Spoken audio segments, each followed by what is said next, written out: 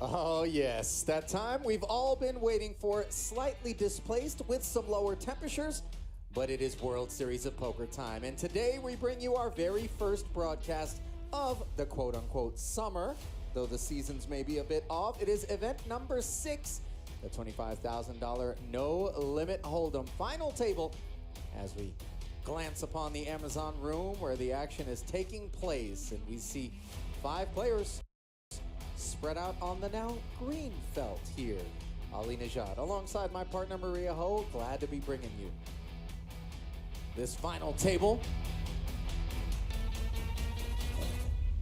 A look now at the chip counts. Your overwhelming chip leader is Tyler Cornell with 7.5 million, followed by Mike Liang, Jonathan Jaffe, Mustafa Kanit, and Adrian Mateos. You see the dearly departed who have already collected some chips, and right there at the bottom of the ladder with the 80,000 was one Jason Kuhn, a familiar face. And it's not just the money, but of course the coveted hardware and the prestige that we play for.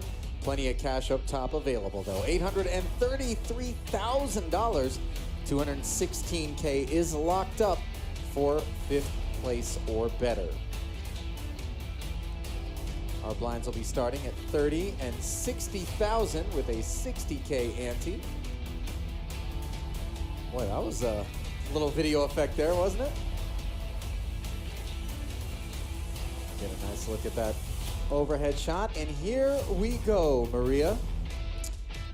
If I had a choice, Ali, I would be out there instead of here with you, but I was disposed of rather quickly in this event. Ah, so coveted Hobucks have been acquired. Yeah, my chips brand new, right? did not make it to the final table. I believe it was Dylan Lindy who busted me. Do you know what kind of car he drives, and do you have a sharp object available for Dylan's tires? I mean, I can do one better. I know where he lives.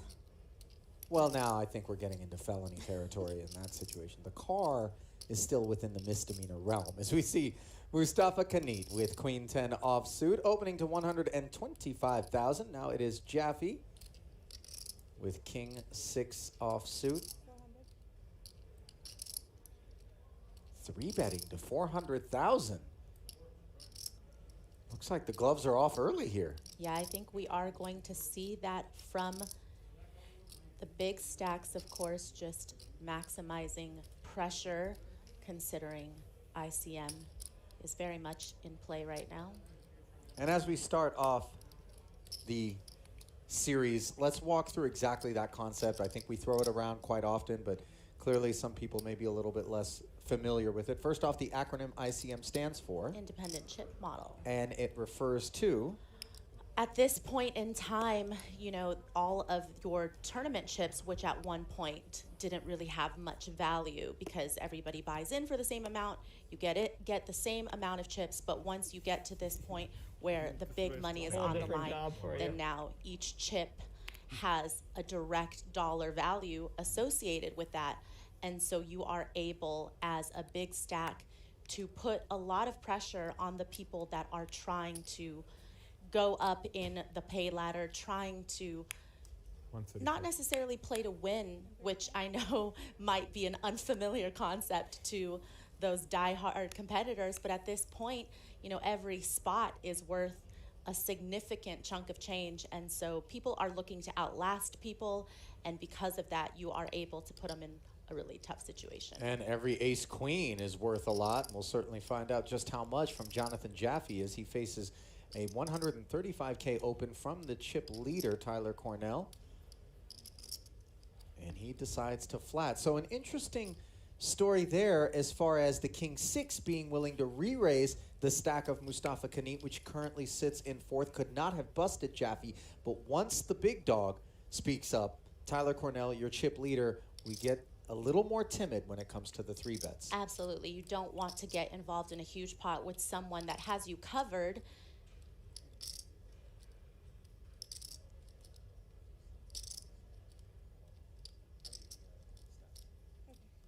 Three players to the flop. 8-8-10 with a couple of spades giving Mateos the gut shot straight draw.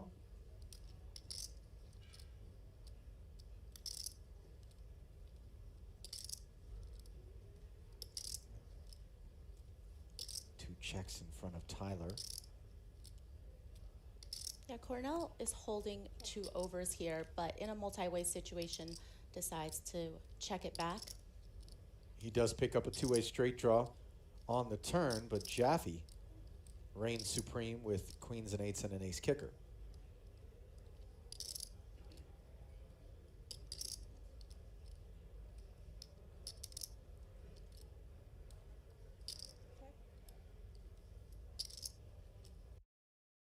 Crowd Circus.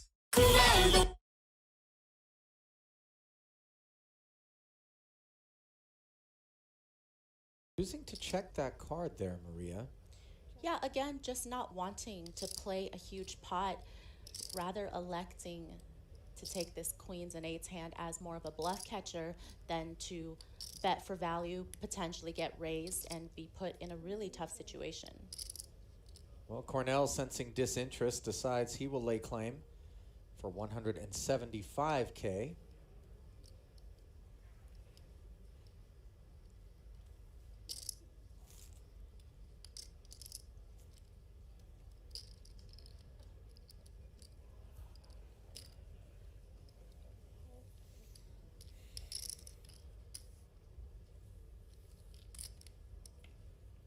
Jaffe happy to make the call, and a fairly innocuous river rolling off definitely makes Jaffe feel pretty comfortable with where he's at.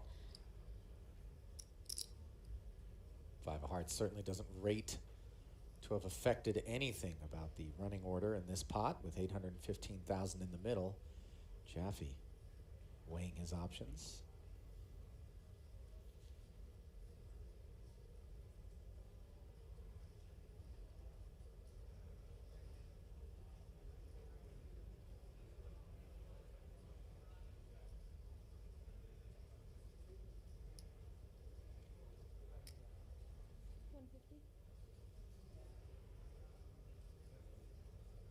Now going for a really small lead. Definitely perplexing to Cornell for sure. He's probably wondering if there's something he can do, some type of pressure he can put on Jaffe to win this pot.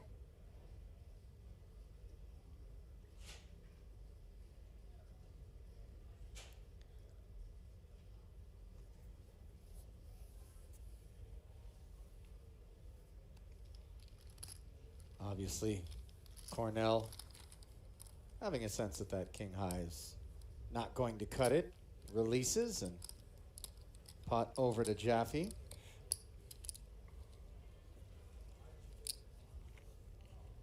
Nice pickup for him. As you see the bio boards brought to you by the Global Poker Index and the Hendon Mob, the live poker collective from Longmeadow, Massachusetts. Jaffe, a professional poker player with some professional execution there.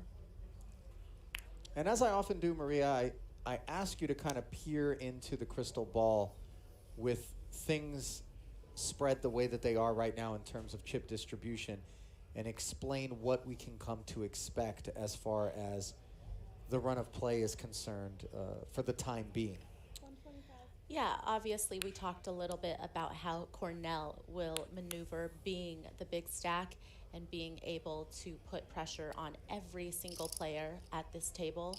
Somebody like Liang having position on Cornell and being second in chips. Once Cornell folds and is out of the way, then it leaves an open lane for Liang to get involved. And for the other players, you know, especially looking at Mateos here, who folds the pocket fours, and Kanit in the big blind, who also folds, they are going to be the ones that are going to have to play very, very tight, very conservative, waiting for one player to get eliminated so that they can receive that nice pay jump.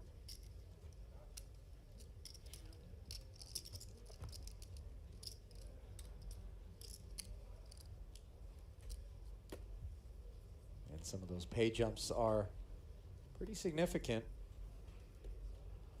Talked about that $216,000 that is available to 5th place or better. Jump up to 286,000 for fourth. So we're talking about $70,000. First action from Adrian Mateos, a phenomenally accomplished player, hailing from Spain, just 27 years of age.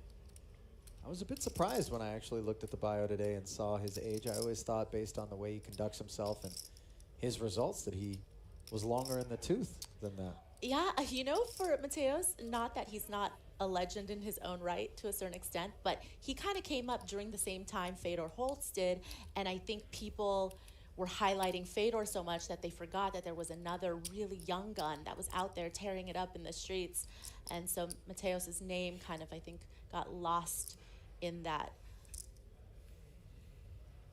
Living in London, England, is the Spanish pro. 3 bracelets already in the trophy case. And he was the World Series of Poker Europe main event champ in 2013. If you're doing a little math and going, he wasn't even 21 years of age, if I'm not mistaken, you don't have to be 21 in order to participate across the pond. 18 and up will do it. So that was a nice little high point for him.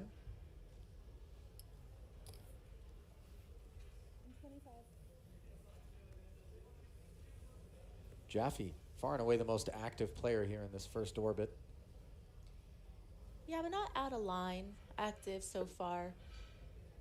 Pretty standard spots for him to get involved in. Including that King 6 3-bet? Listen, ICM. Putting the pressure on. Yeah, you got that king blocker. It's decent. Speaking of pressure, a few PSIs being torqued on now by Tyler Cornell. The big stack with the suited connector, making it 500,000.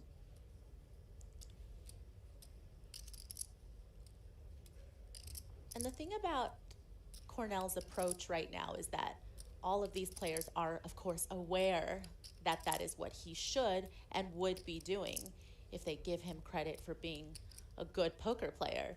So this isn't surprising for Jaffe to see this 3-bet and having that understanding that Cornell could be pretty wide here.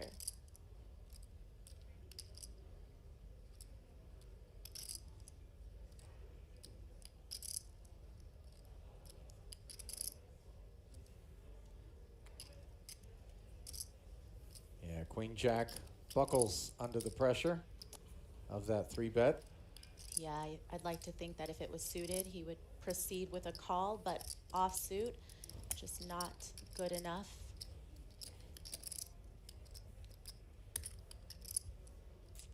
Cornell also a professional poker player, like 4 out of the 5 of the players here. I don't think Michael Liang is a poker professional. He's involved in finance. Although, to be fair, these guys weren't exactly eager to fill out every single section of our questionnaires. They're focused on something a little bit more important on the day. I mean, not me. I write paragraphs for y'all. Wow, how vain. I try to be thorough. Try to give you something to talk about in the booth, Ollie. Because you can sympathize with what it's like to not have enough to talk about. Cornell, by the way, went to San Diego State for a couple of years, and 33 years of age.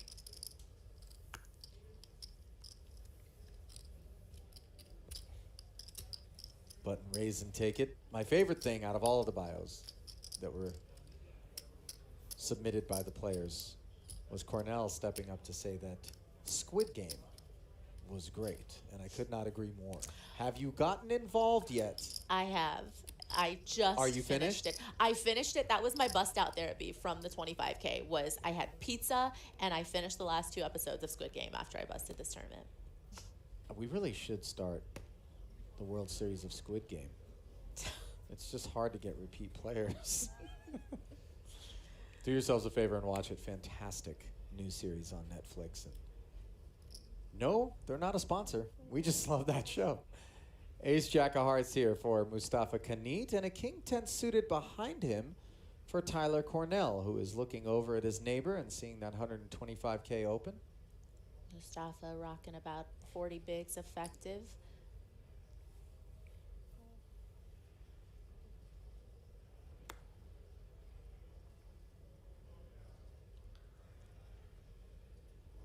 Mustafa's fairly quiet today, maybe just the gravity of the situation, but if anybody has played with him or know him, he is a lot of fun at the tables. Well, maybe some of the other tables, the day one tables, the cash game tables, but final table with all that 800 and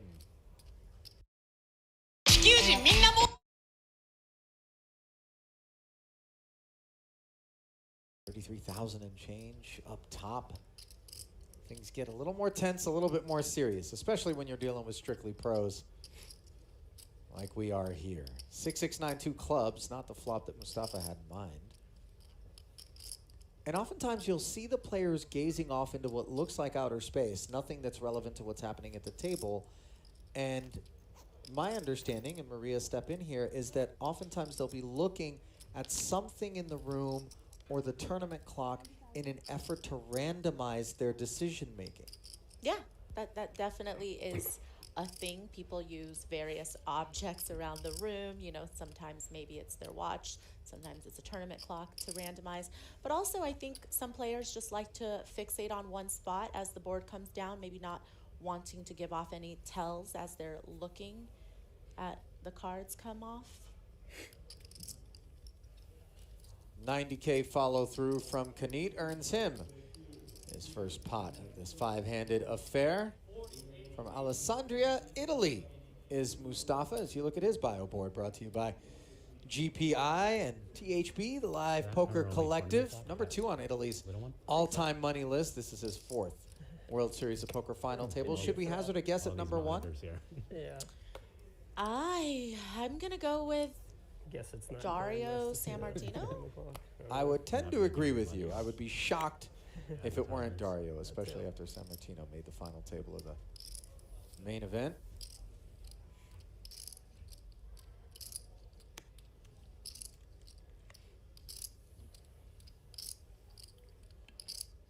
I mean, now that we have a camera in the booth, Ollie, I feel like I can't pretend to know these things and you can't just like feed me the answer somehow. I just really have to come correct. Yeah. Study the stats. That was my idea.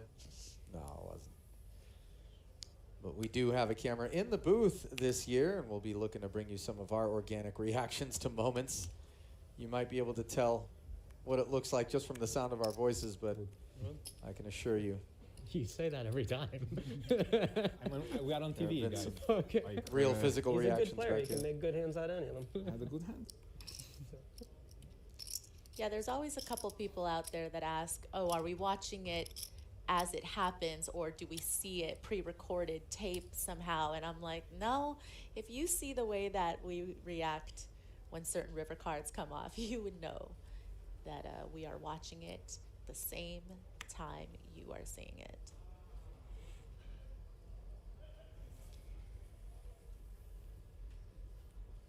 Interesting wrinkle in that both Mateos and Kanit play under the Winamax flag. That's a online poker site, not available to players here in the US, but overseas. And you kind of wonder whether or not they have a few more reps under their belt against one another as a result of some of their obligations to kind of get out there and play in certain events. See Jaffe the opener with Queen 10 suited, and Kanit almost guaranteed to be re-raising here.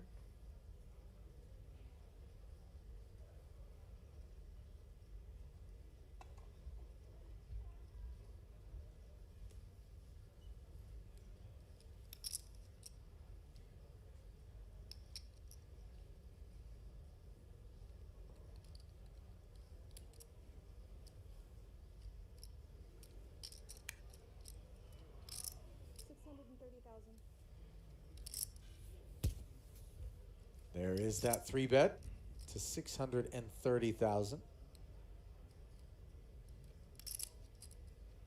And Kanit's willingness to 3-bet an early opener like this speaks volumes to what should be the strength of his hand, given where Is that his 7 chips purple or are in 6? relation to the remaining stacks. 2.3.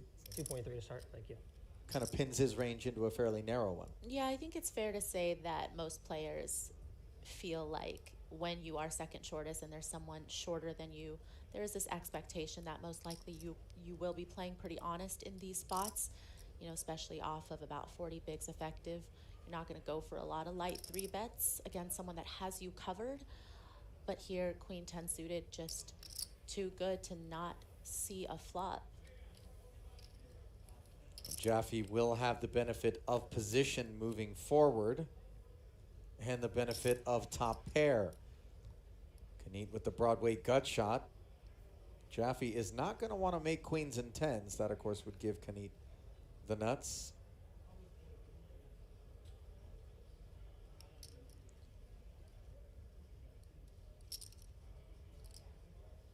$1.4 plus in the middle. Knight with 2 million behind.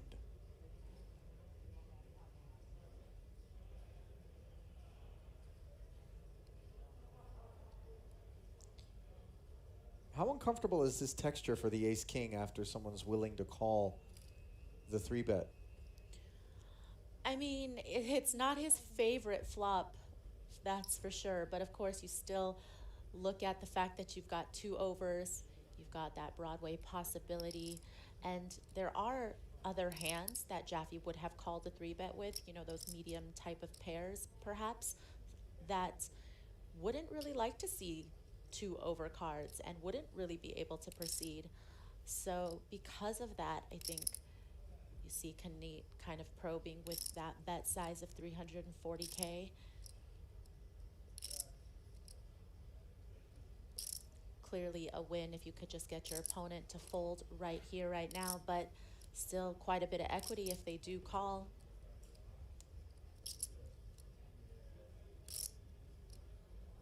Blinds have ticked up to 40 and 80,000 from our starting point at the 80K big blind ante. All in. All in. All in, says Jonathan Jaffe. Yeah, and when I talked about Knight having equity, this is Jaffe very clearly trying to deny him that equity.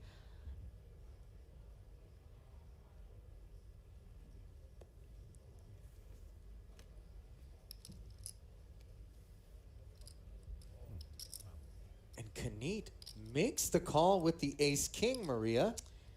Yeah, not necessarily a call that I think everybody would make, but I think he felt like, given the size of the pot up to that point and what he's invested, if he feels like all of his outs are live, then he felt like he was somewhat committed to try to realize his equity.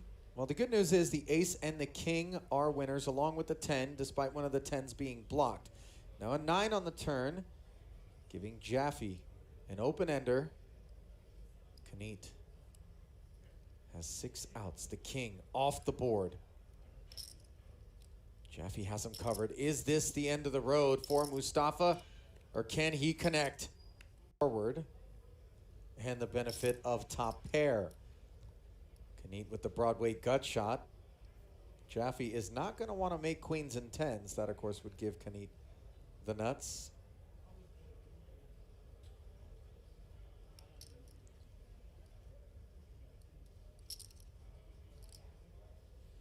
$1.4 plus in the middle.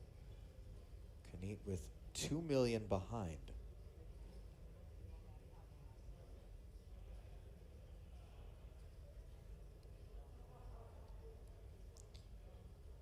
How uncomfortable is this texture for the ace-king after someone's willing to call the 3-bet? I mean, it's not his favorite flop, that's for sure. But of course, you still look at the fact that you've got 2 overs, you've got that Broadway possibility, and there are other hands that Jaffe would have called a 3-bet with, you know, those medium type of pairs, perhaps, that wouldn't really like to see 2 overcards and wouldn't really be able to proceed. So because of that, I think you see Knight kind of probing with that bet size of 340K. Clearly a win if you could just get your opponent to fold right here, right now, but still quite a bit of equity if they do call.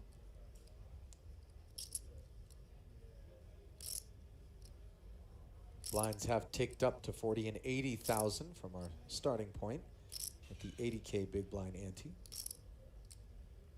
All in. All in, says Jonathan Jaffe.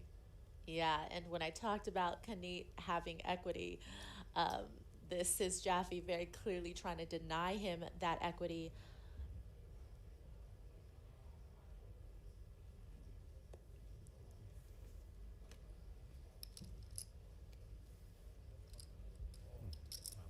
And Kanit makes the call with the ace-king, Maria.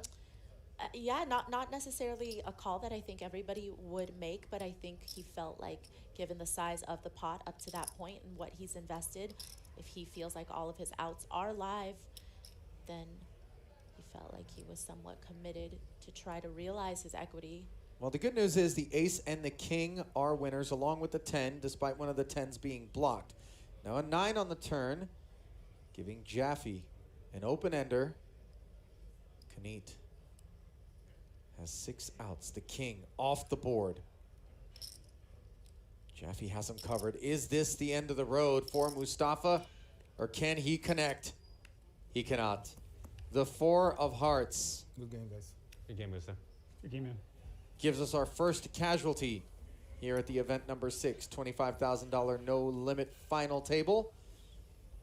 And a customary good game exchanged Nice between fight, the man. boys. And Good luck, huh?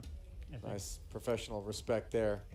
Nice hand. They each know what it takes to get yourself this deep into an event. And for Mustafa, he will be left to ponder what could have been had he chosen a different line. I think you hit the nail on the head, though, Maria. That's a call that not everybody would make. No, but I don't blame that call one bit. I feel like it's just about factoring in what your equity is at that point and what the pot odds are to perhaps connect on the turn or the river. And granted, you know, you may have missed out on waiting out Mateos, but if you win that pot, it puts you in a very good position to really do some damage. Well, if we want to talk about positions, there's $70,000 more now guaranteed the remainder of the field, as Mustafa will collect the 216 and change, and now 286K locked up, with 381,000 going to third place or better as the pay jumps graduate. 95,000, the difference between fourth and third. Mateos with 2 black 4s. Wait. 160. Opens to 160K.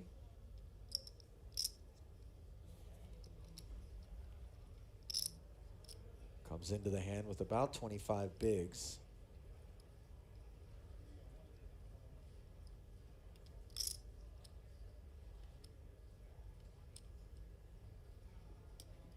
Cornell looking curious from the small with the king 10 offsuit. 500. And he asks a question of that button open. And now for Liang, that uncomfortable middling ace spot where you have a raise and a 3-bet in front of you, but you do have chips invested already in the big, Maria. Yeah, but I just don't think that it's nearly good enough to contend with Shirley. Adrian, you started with 2? Yeah, a little bit less. Little bit. 1.95. Surely Mateos can easily have some big hands that he will try to induce with an open from the button. I think that it would be a real power play if you want to try to take the ace blocker as some type of 4-bet. And that really is the only option with the ace-8. To call would just be incinerating. Yeah, absolutely. Like, get the man a lighter. It would just be Yeah. setting it on fire.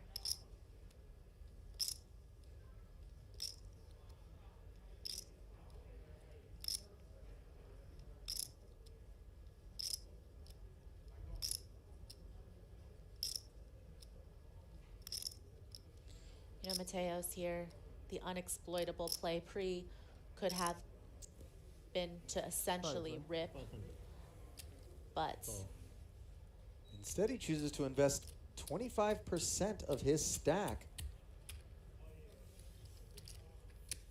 yeah, and I think, you know, of course, looking for a clean board, feeling like he knows. Oh. That's pretty clean for the 4s, I will say. There's clean, and then there's brilliant, which is Fairly safe way to describe the rainbow 5-4 tray board. Mateos with middle set. Unfortunately for him, Cornell is completely disconnected from this board. Not even the ace high, which could have a wheel gut shot.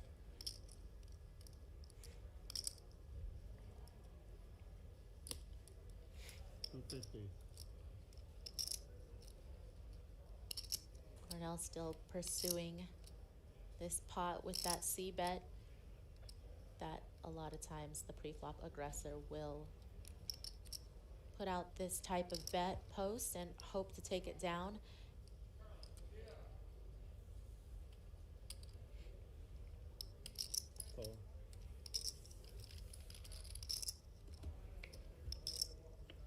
That 250K is officially drawing dead. No chance at a chop.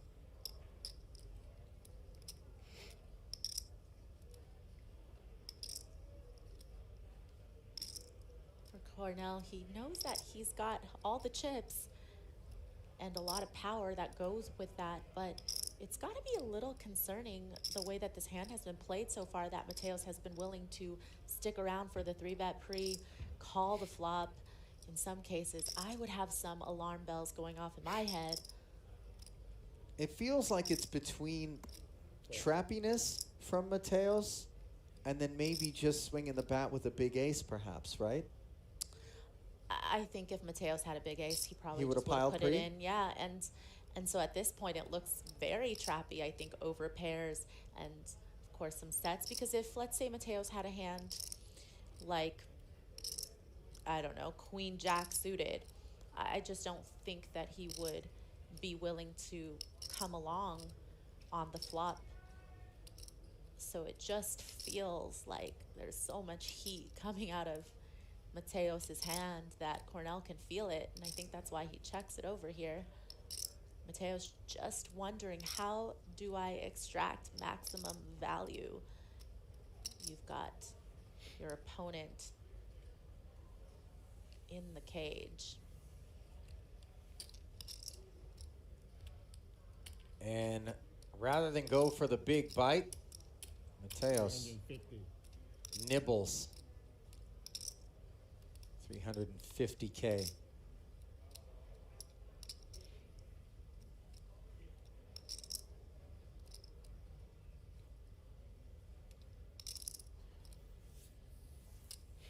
Nowhere for King 10 to go. And a nice boost to the short stack of Adrian Mateos. That's a Spaniard with no give up whatsoever.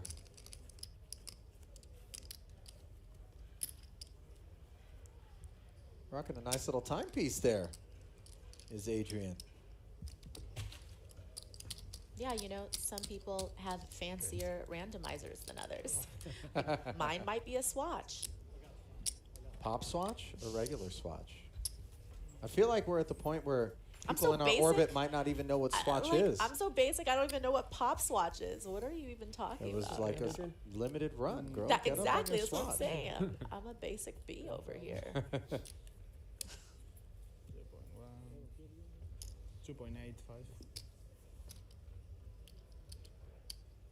Where's the cheering section? We don't have like COVID restrictions. Oh, there you. Nope, that's a reporter, isn't it? Tournament summary brought to you by Solve for Why. 135 entries.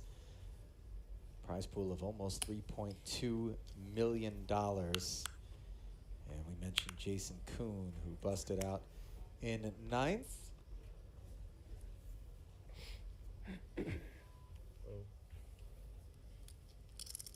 Adam Hendricks in 8th, Paul Newey in 7th, and Mohammed Abedi Arani finished in 6th.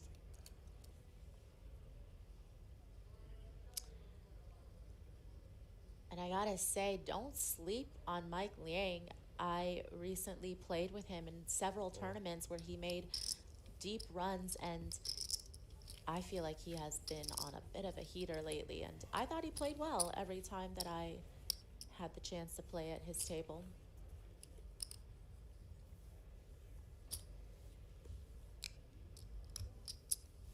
Now, he mentioned that he was involved in finance, but you and I both know that there's a lot of people who walk away from that high-stress environment to basically choose another high-stress environment, which is professional poker. But it's one of those backgrounds that lends very well toward execution in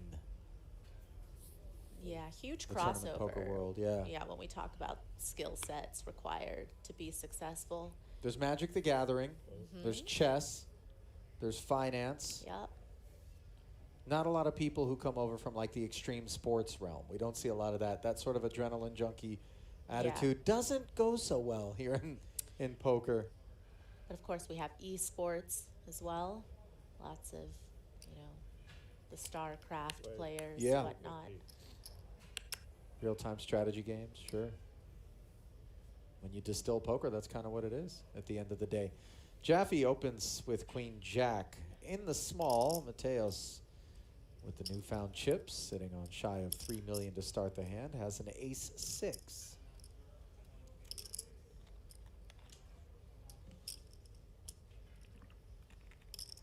And after that pot between Mateos and Cornell, Jaffe is actually our new chip leader.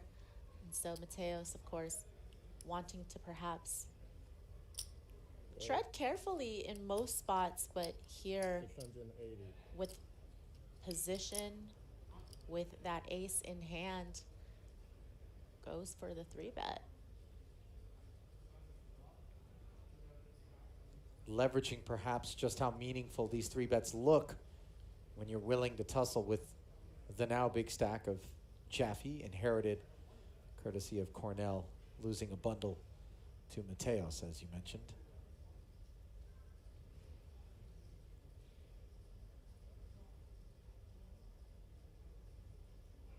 All in. Wow. Look at Jaffe's sniff there. Catching Adrian speeding a little bit with the ace-6, and always deflating to hear those two little words when you know already that there's no world in which you were able to make the call with your holding. You took your one shot pre. And I think people will notice that when we are getting to these high stakes tournaments, players aren't going to posture and tank and pretend like they actually had a good hand when they 3-bet, because people understand that you're going to take your spots the way that you should. There's certain ranges that you will play a specific way, and sometimes it means you don't have it. Yeah. But you're not going to waste any time on the fold once you get shoved on. Well, prior to a lot of the computing power that has been introduced into poker, solvers in particular, I think the posturing was designed so as not to give off the sense that you're out there doing things that are inappropriate. But now, things that may have been deemed inappropriate once upon a time, we have computing power to reinforce are actually well within the range of optimal. And so when we get caught, it's not a reflection of us doing something wrong. We just got caught, and it's fine. Yeah, and as I say this, I'm like, I'm still going to tank a little there, because I'm like, no. Because you're old school. No, I wouldn't do that. Look at me. Why would I 3-bet light? We have you on camera now. There's nowhere to hide.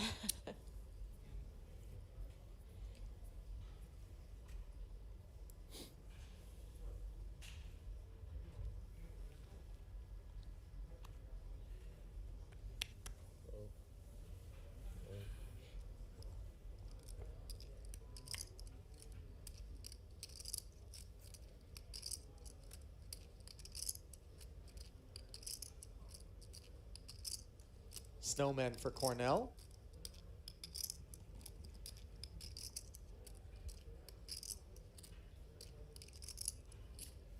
Wait. 280. 280,000.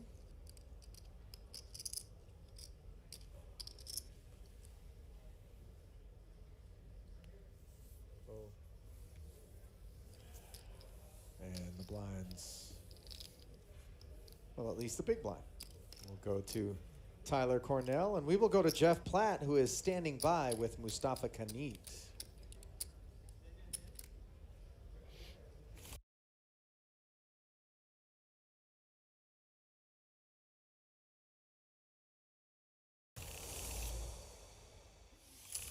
Well, Mustafa, can you give us a little glimpse into your thought process during that last hand? I mean, I had few options. I could go in pre-flop, but I saw I had enough value to 3-bet, and then post-flop I had enough equity to cannot really give up my hand. So I think he played herself, but yeah. How pleased are you to start off the series with a final table in this high roller? I mean, it's for sure nice to have a good score at the beginning, or like a nice deep run after a long time we're not able to play live, so it feels great, definitely. Of course, when you get in the final 5, you always think that you're gonna win, so I'm a bit disappointed, but at the end of the day I'm very happy. I'm here since 72 hours and I had a great score straight away, so it's good. And finally, Mustafa, we always see you express so much passion for this very game. What draws you to poker day after day, tournament after tournament? I mean, now I would say it was more like, you know, some sensation that I only have at the table, or like feelings, and as an experience I love it. And same time, you know, you dedicate so many years to do something, traveling all the world, and not being able to do it for a few years, like I was like, okay, I want to play some live poker again. So yeah, I think that is the drive, and it's a passion of mine anyway, you know, like a hobby too, in a way. Great to see you out here in the live scene again. Appreciate the time. Thank you. Thank you. 5 minutes. You got it. Ali? Sure about that. Thanks, Jeff. And we got a glimpse there of Mateos picking up aces and some more gaming tokens. Let's see. Raised and took it down. Not exactly what you want to see when you have the aces, but I guess you'll prefer that to a bad beat. No, I think the hardcore poker players would rather take a bad beat. Yeah, than they not want the get pain. action. Yeah. Like, we're degens. You just bust out. Let's roll the dice. Suited king on the button for Liang. Tell the truth, Maria. Did Liang take a bunch of your chips in tournaments that you guys have played together? I think we did a little bit of swapping, so I feel like we're pretty even in terms of who's held over who, but like I said, I've seen him a lot playing these bigger buy-ins lately, and I feel like he will be one to watch. It's 165, right? Yep.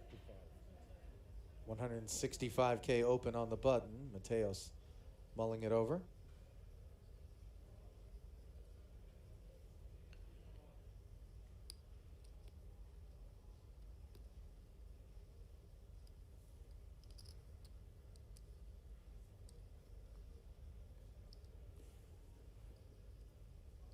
Raise.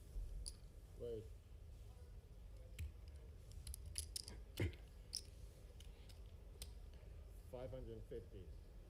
It's always a little disconcerting when you see the player take their blind back into their stack because you know a big one's coming. 550. The big one on this occasion. Queen X. Maria, Start with 2.1. you get to play the guessing game lower. now. 1.215.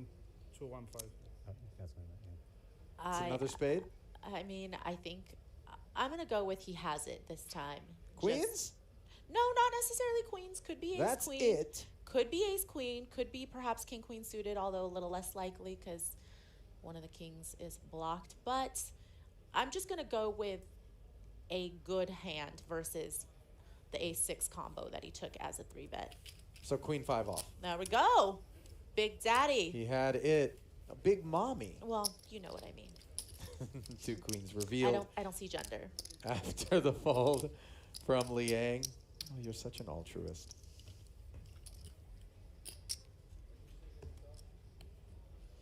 I mean, people were trying to make those genderless cards a thing, so I might have bought a deck or two. Is that true? Yeah, you didn't hear about that? Somebody made a deck of cards that did not have kings or queens. I'm not sure. I don't think they kept the jacks either, and made them all gender neutral. I'm speaking directly to the individual who took it upon themselves to create that deck. There are almost assuredly better pursuits for your time, as I don't remember any particular outrage over the presence of kings, queens, and jacks in poker. But I digress. 175,000. The open on the button from Jaffe's ace 8. Mateos with 2 sevens now. In the small, looks up at the dealer and ensures that his all-in is properly registered as he slips the stack out there. And Jaffe wasting no time, returning ace-8 to sender. Yeah, Mateo's doing a really good job of chipping up, finding some spots where he had the goods, but also a couple where he didn't. So kudos to him for being on the lookout. Look at his winnings year by year, Maria. And these include online World Series events, but pretty phenomenal. Other than 2015, and of course 2020 was a COVID year. 6-figure plus in results year after year. And think about the number of really accomplished players that you and I know across that same span of time who have come up empty during series. I'm looking at you, Maria. No, I'm kidding. I'm kidding. Mean, that's it. Throw up my stats. I'm not afraid. No, really, guys. Can you hear me? Oh, yeah? Put them up. Put them up. Oh, whoa. Some braggadocio here. Listen, Maria. Holly. I mean, Yeah? I don't want to brag. But that Tesla's not leased, is what you're trying to say. It is paid off. In full.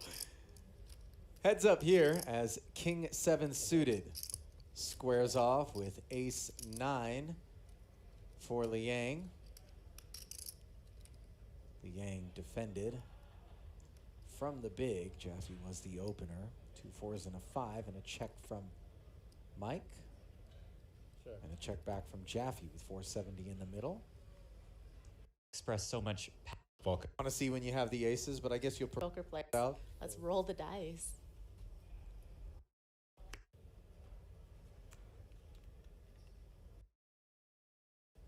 Tell the truth, Maria. Did Liang take a bunch of your chips in tournaments that you guys have played together?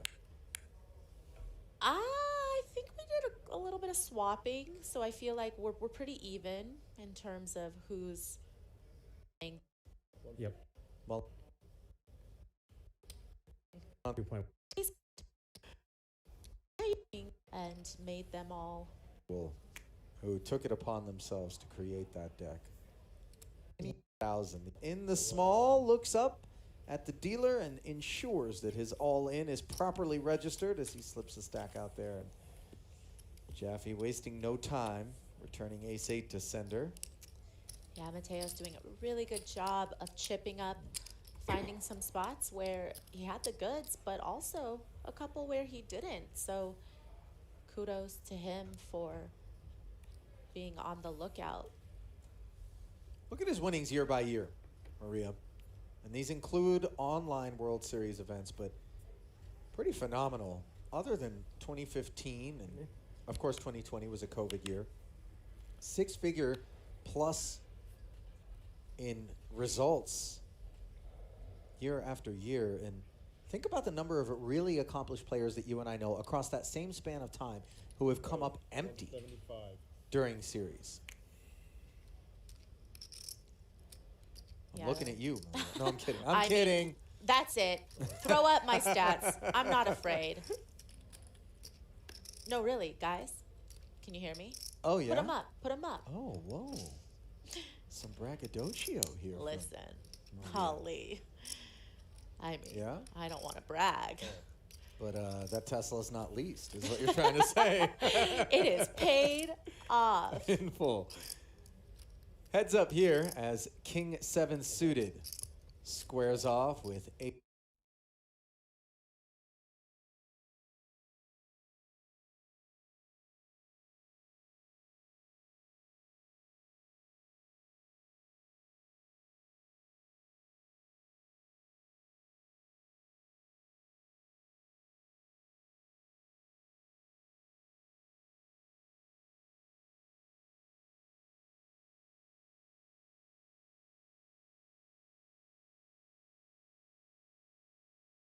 Trying to say.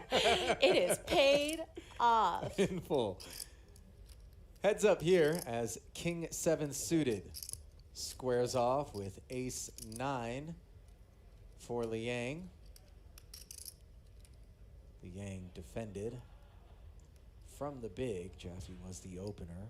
2 4s and a 5, and a check from Mike. And a check back from Jaffe with 470 in the middle. Turn as a queen. Club draw shows up. Yang does have the ace of clubs in case of emergency.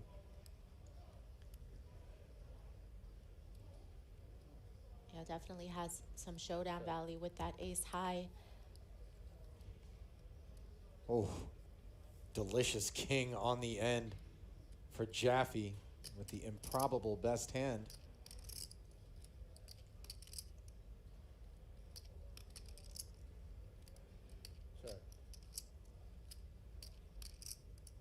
Yang looked for a moment like he might have had designs on maybe trying to bet out. Can't think of what hand. I can't Maybe that's either. why we go with the check. Yeah, but for Jaffe, I think sizing is key here, trying to extract value for what surely he believes is the best hand. Pretty big sizing. And it's guessing game time for Liang, as he could bluff catch with the ace high, but deems it to be the wrong decision, and sure enough, would have been a costly one. And Jaffe knocks on the door of 8 million.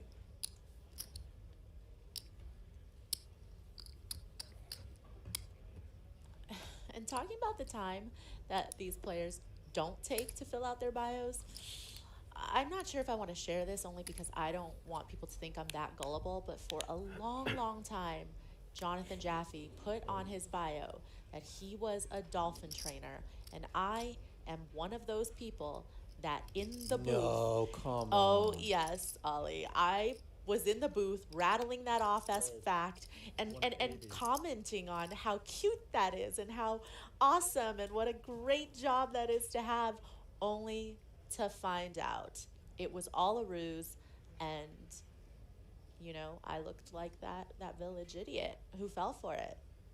This is not an Really? open invite for people to play these types of What about jokes that on man me, though. suggest to you tamer of porpoise? He looks like an animal lover. Are you kidding me? That's not. If you're an animal lover, then you don't get involved in the taming of cetaceans. I mean, that is also true. Like, I don't know what I was thinking. I You really don't work did at not. SeaWorld if you love animals. You boycott SeaWorld. I mean, I did lose a little bit of logic. I was just so excited because I'd never met a dolphin trainer before, and I was like, "That's cool." Well, speaking of losing a little bit of things, Tyler Cornell rates to be losing a little bit of chips, as his 180K open is 3-bet by Liang's pocket queens to 665 total. And over to Michael goes that little package. And that's the way it goes sometimes, Ollie. You come in as the chip lead, you take all the spots that you're supposed to, and players find a better hand than you. You get a little pushback from your opponents, and you just have to remember to not overpace as the chip leader. There's this tendency, that excitement of, I could put all the pressure on all of my opponents. I could do this, that. You have this plan, but you really got to be willing to adjust. I thought you were going to say that's just the way it goes sometimes. You fall for the bio note. And I was like, no. You fall for the bio note. Dolphin trick. Wildly disappointed. And also very pleased. Thank you, Jonathan Jaffe, for that contribution to the annals of poker commentary history. Yeah, I was going to say that went on for a good 10 years, I think. Minimum. Before no one stepped forward to just advise you that no, this Definitely dude not. is not out there. No, I apparently was the butt of the joke. Like, everybody was like whispering behind closed doors, like, do you guys hear Maria saying that Jaffe is a dolphin trainer? Like, she really actually thinks that, guys. Let's never tell her. No, dude, Jaffe comes from a long line of whalers. He's got, he's out there every year in the Cove in Japan. He's just out there harpooning. No, I kid. He's not. 7-5 deuce. Top pair for Mateos here. inching in front of Liang's 2 6s, 2 checks, and now an ace on the turn. Could be a slight action freeze. Check.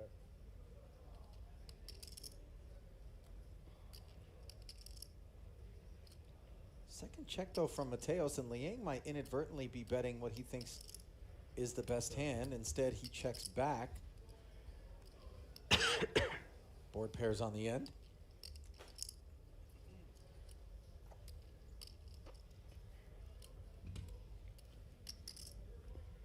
Yeah, and once Liang didn't bet that turn ace, definitely feels like Mateos has a pretty clear opening to perhaps find some value. Yeah, we would have heard from 8s through kings. So the 7 does feel very much like it's going to be good.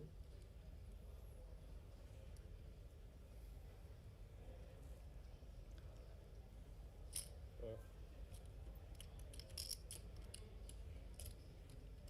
140.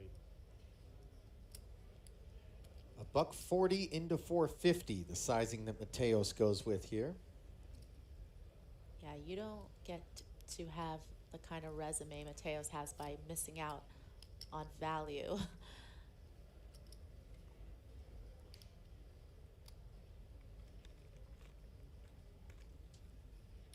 Call. 7. Sounds good. And Liang does make the call, keeping his man honest, but it was costly.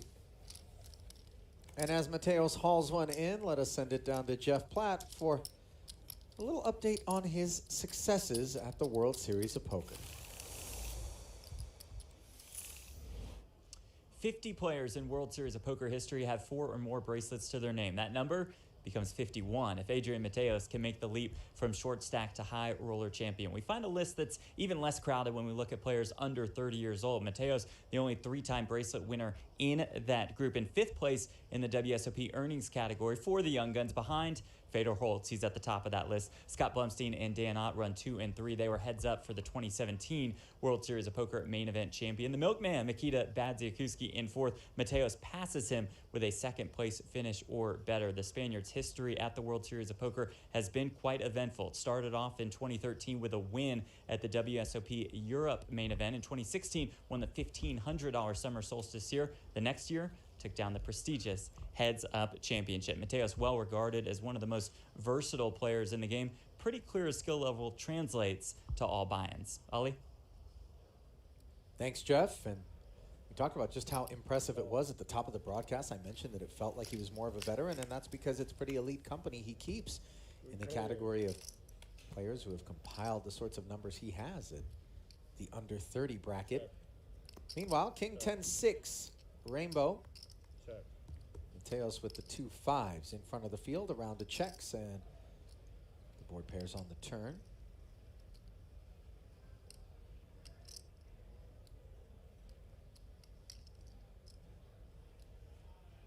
Check.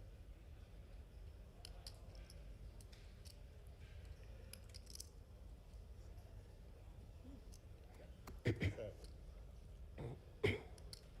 Check. Players seem to be content to check around on the turn as well.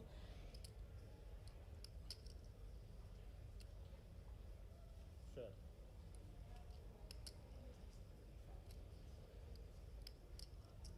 Check. Now this river card coming Five. off, but Liang doesn't That's want 5. to turn his hand into a Well, bluff, yeah, so it's Mateos will win at Showdown. Of course, 5s are good. Jeffy giving him a little poke there, saying, of course 5s are good on that board in a 3-way pot. Yeah, that's just another form of run good, right? Is Sure. when there's no action post, you get to get a cheap showdown with a hand that doesn't seem like it should be holding up in multi-way action, but does, and those are the kind of nice little pickups that you really don't have to work too hard for. Oh.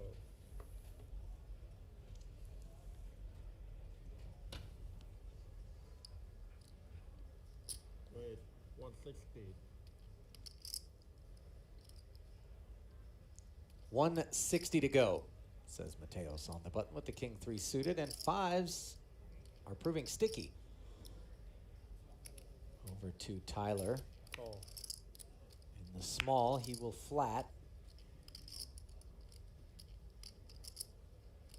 More of that middling ace business for Liang. Not a 3-bet pot this time, though, so he will come along after the Cornell flat. And another 3-way pot here. Good players. 2 jacks and a deuce. A good-looking board for Tyler's 5s. Yeah, Tyler in the worst position though, so definitely gonna give Mateos first